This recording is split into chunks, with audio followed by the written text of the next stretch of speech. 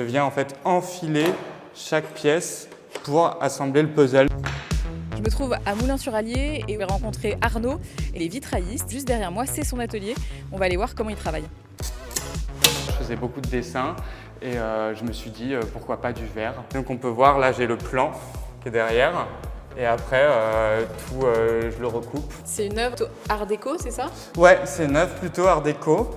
Et là il y a la maquette que j'ai proposée à mon client, celle-ci je l'ai faite à la main. Hop, le passé, ça fait un petit bruit caractéristique et ça se détache parfaitement. J'ai mon couteau à plomb, tu vois. Hop, et donc je viens intercaler les pièces. Voilà, tu vois. Donc celui-là, il est sur le point d'être commencé. En fait, je tape pour que tout s'imbrique. C'est un petit profilé, tu vois. Tout vient s'embriquer de chaque côté. Tu vois, hop, okay. Je le mets. Donc c'est souple, mais ça peut être droit aussi. Je viens mettre ma pièce de l'autre côté du rail. Là, c'est un autre projet sur lequel tu travailles pour un particulier, c'est ça? Ouais, c'est un projet qui va aller dans une maison assez imposante à Caen. Ici, c'est la peinture que je suis en train de réaliser. Et là, c'est moi qui vais ici apporter la couleur. Donc, c'est pas fini, mais là, je vais ajouter donc, des émaux. J'ai mon échantillonnier. Donc, je choisis un peu mon échantillon. Il faut parfois les mélanger. On peut avoir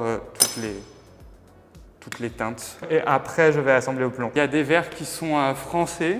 Et il y a aussi des verres qui viennent du Mexique. Et le fournisseur qu'on a, ça s'appelle Saint-Just, où on achète des verres qui sont artisanaux ou non et ils produisent du coup à Saint-Étienne. Plein de textures différentes, là déjà c'est pas la même. Le rose c'est une couleur assez précieuse, comme le rouge qu'on retrouve sur le projet Caen.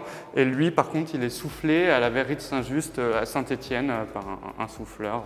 Tu as ouvert ton compte Instagram il n'y a pas très longtemps, il y a quand même déjà beaucoup de gens qui te suivent. Voir des gens qui apprécient ce qu'on fait, c'est très encourageant. Chaque étape est faite avec amour, attention, voilà. Bon, du coup, on se trouve ici près des Champs-Élysées, pour une boutique avec qui tu as travaillé. Hein. Voilà, c'est la boutique Point Plume. J'ai fait un vitrail, donc c'est une enseigne qu'on a mis à l'intérieur pour mettre à l'honneur leur savoir-faire. Je suis très contente de l'œuvre qui a été faite. Point Plume, c'est une maison, je dirais, un peu à l'ancienne. Et le travail d'Arnaud correspondait tout à fait à mes attentes. On avait vraiment l'idée d'avoir un vitrail traditionnel, donc qui fasse un peu écho aux bâtiments haussmanniens autour, aux rues de Paris, par exemple au métro, avec des inspirations Art Nouveau. Chez les particuliers, tu peux faire quelque chose de beaucoup plus contemporain. Je fais des verrières, je mets dans des fenêtres donc pour cacher les vis-à-vis et aussi dans, par exemple, des intérieurs qui sont très minimalistes. On peut faire des lignes très simples, tout est possible et toutes les influences, tous les types d'art sont imaginables.